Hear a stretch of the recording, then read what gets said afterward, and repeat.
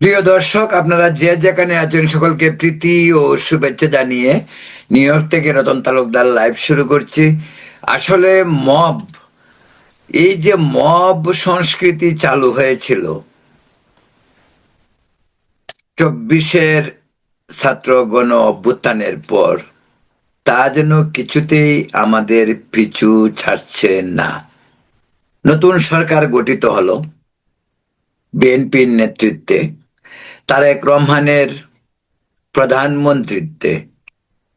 নতুন মন্ত্রিসভায় স্বরাষ্ট্রমন্ত্রী হিসাবে দায়িত্ব পেলেন বিএনপির প্রভাবশালী নেতা সালাউদ্দিন আহমেদ, এবং তিনি বেশ কদিন যাবতই বলছেন, দায়িত্ব তো নিয়েছেন মাত্র 7 থেকে 10 8 দিন হলো, 7 8 9 দিন এরকমই হলো।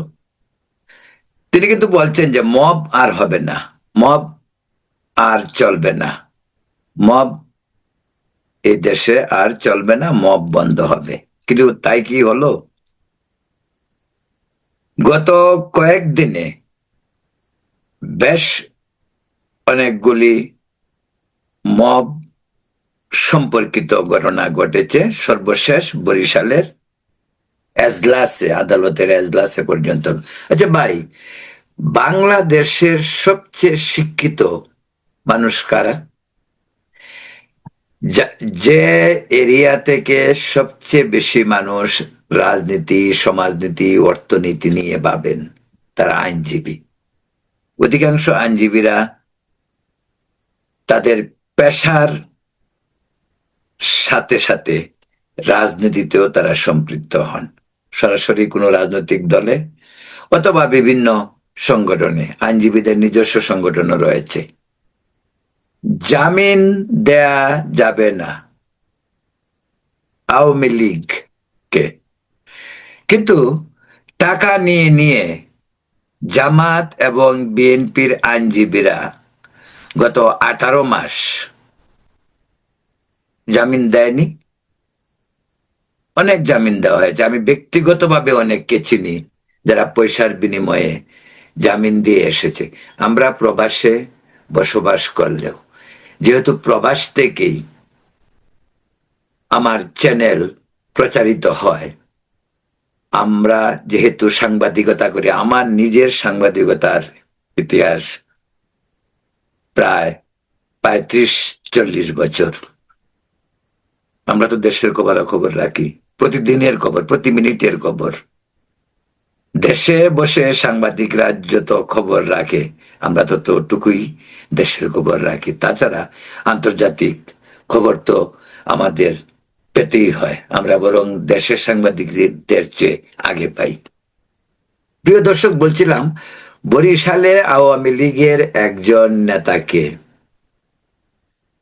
জামিন দেয়ার কেন হলো, তাতে ক্ষোভ প্রকাশ করলেন কে? বিএনপি সমর্থিত আইনজীবী, জামাত সমর্থিত আইনজীবী তারা। কিন্তু কেন? এই সমস্ত আইনজীবীরাই তো এর আগে টাকা নিয়ে নিয়ে, হুমকি দিয়ে আওয়ামী লীগ নেতাদের যারা জেলে ছিল তাদের কাছ থেকে পয়সা নিয়ে জামিন দিয়েছে। দেয়নি? সারা দেশে দিয়ে 64 জেলায় দিয়েছে। আজকে বরিশালে যাকে দেওয়া হলো আওয়ামী লীগ হলে কি তার জামিন পাওয়া যাবে না এমন কোনো কথা আছে? সাংবাদিক হলে, এই যে আনিস আলমগীরকে গ্রেপ্তার করে রাখা হয়েছে, বা এরকম আরো অনেক সমাজকর্মী, অনেক এনজিও কর্মী, অনেক মানবাধিকার কর্মীকে জেলে রাখা হয়েছে। তাদের জামিন হবে না কেন? কি কারণে হবে না? তাদের জামিন দিলে তাদেরকে আইনজীবী সমিতি, আইনজীবীরা যারা রাজনৈতিক, যাদের আবরণও রয়েছে, কেউ বিএনপি, কেউ জামাত, কেউ অন্য কোনো দল, তাহলে এজলাসের ভিতর জামিন দেওয়ার পরিণতিতে বিচারককে হুমকি দামকি দেয়া, হট্টগোল করা, উচ্চস্বরে কথা বলা, ধাক্কাধাক্কি, চেয়ার চুরাচুরি, এগুলি কোন সভ্যতা? এবং সেজন্যই শুরুতেই বলছিলাম যে আইনজীবী সম্প্রদায় তো শিক্ষিত, তারা কেন, যারা আইনকে রক্ষণাবেক্ষণ করবে, পরিচর্যা করবে, পরিচালিত করবে, মানুষকে বিচারের আওতায় আনবে, মানুষকে জামিন দেবে, এই তো আইনজীবীদের কাজ। তারাই যদি বিচারক যদি কোনো ব্যক্তিকে জামিন দেয়, সেটা হয় রাজনৈতিক হোক আর যে কোনো অপরাধের জন্য হোক, ফাইনাল বিচার না হওয়া পর্যন্ত একজন জামিন পেতেই পারে, একজন জামিন চাইতেই পারে। সেটা দেয়া নেয়া নির্ভর করে বিচারকের উপর। আর যিনি জামিন চাইবেন তার আইনজীবীর উপরে, বা তার বিরুদ্ধে যিনি থাকবেন সেই আইনজীবীর। কিন্তু আমাদের দেশে তো এই আইনজীবীদের পাতানো খেলা অনেক হয়। এই জেল জুলুম নিয়ে আওয়ামী লীগের নেতা কর্মীদের কাছ থেকে, সেটা হোক কেন্দ্রীয় নেতা হোক আঞ্চলিক নেতা, বহুত ধরনের নয়চয় হয়। এই আইনজীবীরাই, যারা জামিনের প্রতিবাদ করে, তারাই আবার টাকা নিয়ে পাতানো খেলায় সেখানে জামিনের ব্যবস্থা করে। এরকম দৃষ্টান্ত ভুরি ভুরি পাওয়া যাবে। তো মব সংস্কৃতি ডক্টর ইউনূসের একটা বিশাল উপহার আমাদেরকে। বাংলাদেশের মানুষ কিন্তু মব নিয়ে এতটুকু আগে কখনো বিচলিত ছিল না, এমন মব হতো না। শেখ হাসিনার দুঃশাসন ছিল 17 বছর, নির্বাচনগুলি বিতর্কিত হয়েছে, কিন্তু এই ধরনের মব কিন্তু এত ছিল না।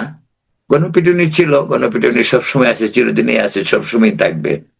অনেক সময় জনগণ বুঝে না বুঝে আইনকে নিজের হাতে তুলে নেয়, সেটা দুই একটি ঘটনা সারা বাংলাদেশে হইতেই পারে। কিন্তু ডক্টর ইউনূসের আমলে তার প্রতিদিন বিভিন্ন ইস্যুতে, এবং এগুলি কে করেছে? ওই তথাকথিত বিপ্লবের পর যে সমস্ত পোলাপানগুলি নেতা হয়েছে, উপদেষ্টা হয়েছে, তারাই সেই জুলাই বিপ্লবের সমন্বয়কারীরাই সারা দেশে মবের রাজত্ব কায়েম করে। মব লিঞ্চিং, মব করে মানুষ মারা, গণপিটুনি, জ্বালিয়ে পুড়িয়ে মানুষ মারা, অনেক ঘটনা ঘটেছে। নির্বাচিত সরকার আসার পর মানুষের একটি স্বস্তি নিঃশ্বাস ফেলেছিল যে অন্তত মুক্ত বায়ুতে মানুষ শ্বাস নিতে পারবে। মানুষের ভয়, ভীতি, আতঙ্ক অন্তত মন থেকে কিছু হলেও দূরে সরেছিল। কিন্তু এই যে মব, সেই মব কিন্তু আমাদের সমাজে এখনো বহাল তবিয়তে রয়েছে, এবং এর ইন্ধন দিচ্ছে সেই তারাই যারা এর আগেই মবের সঙ্গে সংশ্লিষ্ট ছিল, যাদের নেতৃত্বে মব নিয়ন্ত্রিত হয়েছে, পরিচালিত হয়েছে, যাদের ইশারায় একজনকে হত্যা করা হয়েছে, যাদের ইশারায় একজনকে জেলে নেওয়া হয়েছে। সেই সমস্ত গডফাদার যারা ছিল ডক্টর ইউনূসের আমলে, তাদের আমলে হয়েছে। হাদি হত্যা বলুন, পাথর দিয়ে তেতলিয়ে মানুষ মারা বলুন, বা মানুষকে মেরে জ্যান্ত পুড়িয়ে দিয়ে গাছের সঙ্গে বেঁধে রাখা হোক, সব ঘটনা ডক্টর ইউনূসের আমলে হয়েছে, প্রতিকার হয়নি। প্রতিকার হয়েছে, এমন প্রতিকার, উসমান হাদি মারা গেল, তার পরিবারকে 2 কোটি টাকা দেওয়া হলো, দিয়ে মনে হয় যেন সব সমস্যা শেষ। হাদির বিচার হলো না, কে হাদিকে হত্যা করেছে তাও পাওয়া গেল না, খবর এখনো পাওয়া গেল না। তারা কি করলো হাদি মরার পর পরেই? এই মির্জা আব্বাস, এই সাদেক খায়েম, এই কি ভারত, এই আওয়ামী লীগ, কিন্তু তারা ধরতে পারেনি। এই সমস্ত কিছু দান্দাবাজি। এই উসমান হাদিকে তারাই মেরেছে আজকে যারা উসমান হাদির জন্য কান্নাকাটি করে। আজকে যারা উসমান হাদির জন্য ইনকিলাব জিন্দাবাদ, ইনকিলাব দান্দাবাজি শুরু করেছে, ওরাই হাদিকে হত্যা করেছে। কেন ধরতে পারে না? অনেক হত্যাকাণ্ডের অনেক আসামিকে ধরা হয়েছে, হাদির হত্যাকারীকে ধরতে পারে নাই কেন? কারণ হাদিকে তারাই হত্যা করেছে, যারা হাদির জন্য এখন মায়া কান্না কাঁদছে। যাই হোক, এই প্রসঙ্গটা এমনিতে এলো। হাদি প্রসঙ্গ নিয়ে আমি পরবর্তীতে আরো একটি ভিডিও করব, কিন্তু আজকে সালাউদ্দিন সাহেবকে আরো কঠোর অবস্থানে যেতে হবে।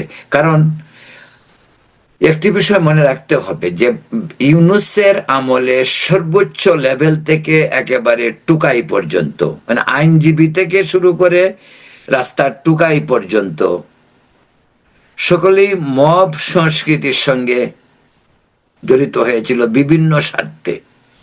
কেউ ব্যক্তিগত স্বার্থেও চিরতার্থ করার জন্য, কেউ অর্থের লোভে, কেউ প্রতিহিংসায়, কেউ বা অরাজকতা সৃষ্টি করা, এ সমস্ত কারণে। কিন্তু পুলিশের দুর্বলতা রয়েছে, কারণ 24-এর বিপ্লবের পর পুলিশের মনোবল একেবারেই ভেঙে গিয়েছিল। পুলিশের যে আচরণ, পুলিশের যে ধরনের ট্রেনিং প্রাপ্ত শিক্ষা, তারা সব যেন ভুলে গিয়েছিল। কারণ তাদের মনে ভয় আতঙ্ক ঢুকেছিল। কারণ এই বিপ্লবের পর প্রায় 400 পুলিশকে হত্যা করা হয়েছে নির্মম ভাবে, মধ্যযুগীয় কায়দায়। পুলিশের পুরা সিস্টেমটা ভেঙে পড়েছিল। এমনকি ডক্টর ইউনূস সরকার আচানক আমাদের পুলিশের ড্রেসটি পর্যন্ত চেঞ্জ করে ফেললো। পুলিশের যে ড্রেস ছিল সেই ড্রেসকে চৌকিদারির ড্রেসে নিয়ে গেল। এখন আগের মতন পুলিশকে দেখলে মানুষ যে ড্রেসের সঙ্গে চিরদিন পরিচিত ছিল সেটা নাই। এখন পুলিশ কে চৌকিদার, কে আনসার বোঝা বড় মুশকিল। শুনছি এই ড্রেসটা পরিবর্তনের নাকি কথা উঠছে। আমি ব্যক্তিগতভাবে মনে করি পুলিশের আগের ড্রেসে ফিরে যাওয়া উচিত, কিন্তু এটাই সমস্যার সমাধান নয়। পুলিশকে আরো কঠিন ভাবে প্রশিক্ষণ দিয়ে এর আগে তাদের মনোবল ফিরিয়ে আনতে হবে। তাদের যে মনোবল, তাদের শক্তি, তাদের প্রাণ শক্তি বলতে গেলে একদম নিস্তেজ হয়ে গেছে। তাই মনের সাহসটা তাদের একেবারেই নেই। কারণ এই গত তথাকথিত জুলাই বিপ্লব সবচেয়ে বেশি যে জায়গায় আঘাত এনেছে সেটা হলো আমাদের পুলিশ ডিপার্টমেন্টে। এবং পুলিশ ডিপার্টমেন্ট যে একটি ইনস্টিটিউট, সেই ইনস্টিটিউটের ভয়াবহ ক্ষতির সম্মুখীন হয়েছে এই বিপ্লবের পরে। কারণ শত শত পুলিশ অফিসারকে হত্যা করা হয়েছে, এবং সেই হত্যা যদি হয় এমন নারকীয় ভাবে, তাহলে সেটা ভাবনার বিষয়। তখন একজন পুলিশ হোক শত সরকারি কর্মকর্তা, তার মাঝেও আতঙ্ক ঢুকে। মনের যে শক্তি, মনের যে সাহস, তা ভেঙে পড়ে। এবং এক্স্যাক্টলি বাংলাদেশের পুলিশ বাহিনীতে তা ঘটেছে। তাই পুলিশকে পুনর্গঠিত করতে হবে। মানসিক যে প্রশিক্ষণ, মনোবল ফিরে পাওয়ার যে শক্তি, সেটা কিভাবে পুনরুদ্ধার হতে পারে সাধারণ পুলিশের জন্য, সেই প্রচেষ্টাই এখন সবার আগে করা প্রয়োজন। তারপরে তাদেরকে আধুনিক অস্ত্র দিয়ে প্রশিক্ষণ দেওয়া উচিত। পুলিশের মর্যাদাকে ফিরিয়ে আনতে হবে, পুনরুদ্ধার করতে হবে আমাদের পুলিশের গৌরবোজ্জ্বল ইতিহাস এবং ভূমিকা। প্রিয় দর্শক, তাই বলছিলাম যে যেহেতু গণতান্ত্রিক সরকার, প্রধানমন্ত্রী তারেক রহমান এবং স্বরাষ্ট্রমন্ত্রী সালাউদ্দিন আহমেদ আরো কঠোর অবস্থানে যেতে হবে। এমন পদক্ষেপ গ্রহণ করতে পারে যাতে করে রাষ্ট্র, সমাজ, মানুষের জীবন নিরাপদ, এবং সেটা কঠিন কাজ নয়। আমাদের দেশে তো দীর্ঘদিন যাবৎ চলছে, আমাদের পুলিশ বাহিনী, সেনাবাহিনী, বর্ডার সিকিউরিটি ফোর্স, সকল সিস্টেমই তো আমাদের ছিল এবং সব সিস্টেমে তো কাজ করতেছিল। হঠাৎ করে কোত্থেকে জুলাই বিপ্লব, তারপর এই তরুণ স্কুল, কলেজ, বিশ্ববিদ্যালয়ের ছাত্ররা বিপ্লব করে যেন সব সিস্টেমকেই তছনছ করে দিয়েছে। সেটি এখন রিবিল্ড করতে হবে, পুনরুদ্ধার করতে হবে, পুনরুজ্জীবিত করতে হবে। সেটাই এখন পুলিশ ডিপার্টমেন্ট এবং সরকারের কাছে সবচেয়ে বড় চ্যালেঞ্জ। শুধু দমন পীড়ন করে সমস্যার সমাধান হয় না। সমস্যার সমাধানের জন্য আরো গভীরে যেতে হবে, আরো পারিপার্শ্বিক বিষয়বস্তুকেও বিবেচনায় আনতে হবে।